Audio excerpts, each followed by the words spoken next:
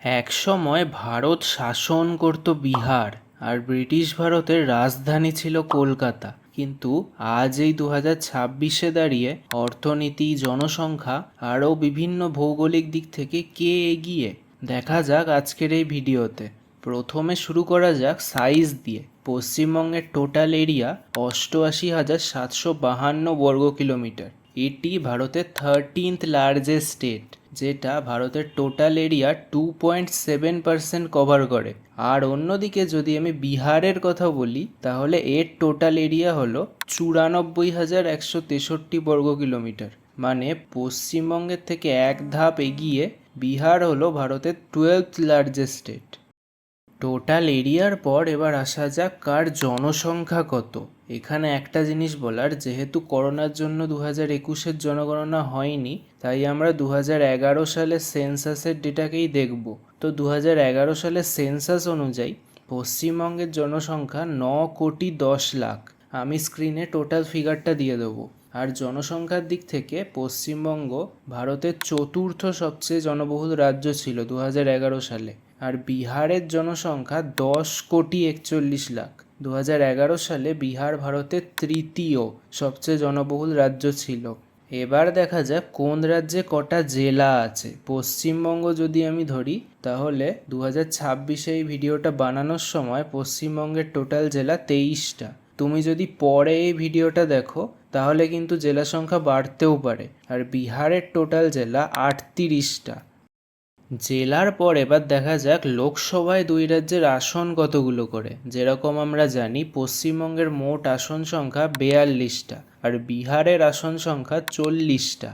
লোকসভার পর এবার আসি বিধানসভায়। কিছুদিন আগেই আমাদের বিধানসভা নির্বাচন হলো। তো পশ্চিমবঙ্গের টোটাল বিধানসভা সিট হচ্ছে 294টা। কোনো পার্টিকে যদি সংখ্যাগরিষ্ঠতা পেতে হয়, তাহলে তাকে 148টা সিট জিততে হয়। আর বিহারের কথা যদি বলি, তাহলে এর টোটাল বিধানসভা সিট হচ্ছে 243টা। কোনো পার্টিকে বা কোনো জোটকে যদি মেজরিটি পেতে হয়, তাহলে তার ম্যাজিক ফিগার হচ্ছে 122।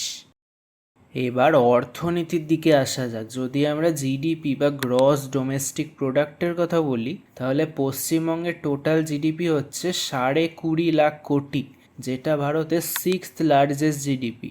আর অন্যদিকে যদি বিহারের জিডিপিকে ধরা হয়, তাহলে তাদের জিডিপি প্রায় 10 লাখ কোটি, যেটা ভারতের 14th লার্জেস্ট। এখানে কিন্তু একটা জিনিস মাথায় রাখার, আমি যে ওপরে দুটো ফিগারের কথা বললাম, সেটা সম্পূর্ণ বেসড অন জিডিপি। আর একটা জিনিসও হয় যেটাকে বলে জিডিপি পার ক্যাপিটা। এই জিনিসটা কিন্তু মাথায় রেখো, আমি যে এটার কথা বললাম সেটা কিন্তু জিডিপি।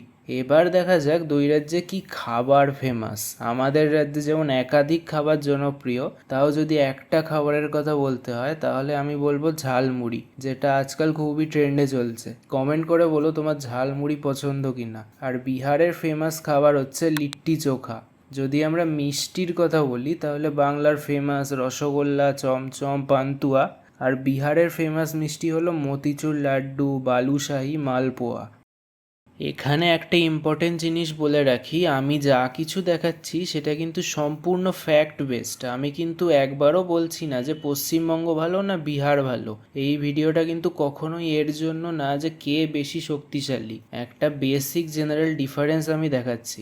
ওকে, ভাষার দিক থেকে পশ্চিমবঙ্গের প্রধান ভাষা হলো বাংলা ভাষা, আর বিহারের প্রধান ভাষা হলো হিন্দি। প্রায় 70.54% হিন্দু পপুলেশন আছে বাংলায়, আর 27.01% মুসলিম পপুলেশন। আর বিহারে 82.69% হিন্দু আর 16.87% মুসলিম, আর বাকি অন্য ধর্মের মানুষরা আছে। আবারও বলছি, এই তথ্যটা কিন্তু 2011 সেন্সাসের ওপর বেস করে। তুমি বলতে পারবে দুই রাজ্যের সব থেকে উঁচু জায়গা বা হাইয়েস্ট পিক কোনটা? পশ্চিমবঙ্গের সর্বোচ্চ শৃঙ্গ হলো সান্দাকফু, যেটা দার্জিলিং ডিস্ট্রিক্টে অবস্থিত। এর উচ্চতা 3,636 মিটার। আর বিহারের সর্বোচ্চ শৃঙ্গ হচ্ছে সোমেশ্বর ফোর্ট বা সোমেশ্বর কা কিলা, যেটা পশ্চিম চম্পারণ ডিস্ট্রিক্টে পড়ে। এর উচ্চতা হচ্ছে 880 মিটার। এটা সবাই জানো, পশ্চিমবঙ্গের রাজধানী হচ্ছে কলকাতা, আর বিহারের রাজধানী হচ্ছে পাটনা। তো এই হলো পশ্চিমবঙ্গ আর বিহারের মধ্যে কিছু জেনারেল ডিফারেন্স। আর কোন রাজ্যের সঙ্গে কম্প্যারিজন ভিডিও দেখতে চাও কমেন্ট করে জানিও। দেখা হচ্ছে পরের ভিডিওতে।